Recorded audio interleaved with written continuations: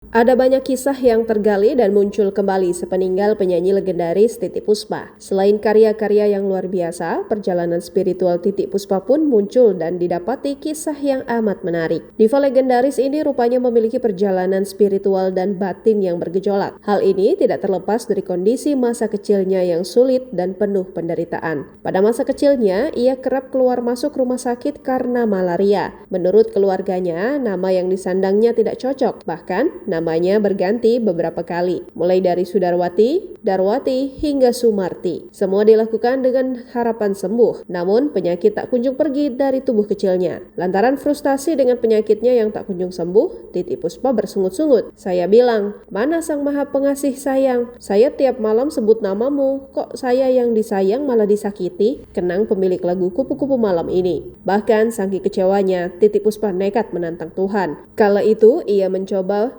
mengakhiri hidup dengan menabrakkan diri ke kereta api. Namun jawaban mengejutkan diterimanya. Kereta yang ditunggunya tak kunjung datang. Tak sampai di situ, Titiek Puspa kembali mencoba lagi menyakiti dirinya dengan cara ekstrim, yakni memakan segenggam cabai rawit hingga tubuhnya merasa terbakar. Akhirnya, dari titik nadir itulah titik balik hidupnya muncul. Merasa upaya mengakhiri hidupnya gagal, Titiek dengan penuh rasa bersalah memilih bertobat dan berdamai dengan Tuhan. Ia meminta maaf dan perlahan-lahan mulai menerima perjalanan hidupnya sebagai bentuk kasih yang tak biasa dari Sang Pencipta. Perlahan hidup Titiek Puspa justru diubah pelan-pelan. Pada usia 14 tahun, ia memenangkan kompetisi menyanyi yang diselenggarakan oleh Radio Republik Indonesia di Semarang yang menjadi titik awal karirnya di dunia hiburan. Hasil juara 2 dari kontes tersebut memantapkan hatinya untuk tinggal di ibu kota Jakarta. Namanya yang terkenal kemudian membuat ia kerap dipanggil ke Istana Presiden untuk bernyanyi. Presiden Soekarno kemudian memberinya nama panggung Titiek Puspa.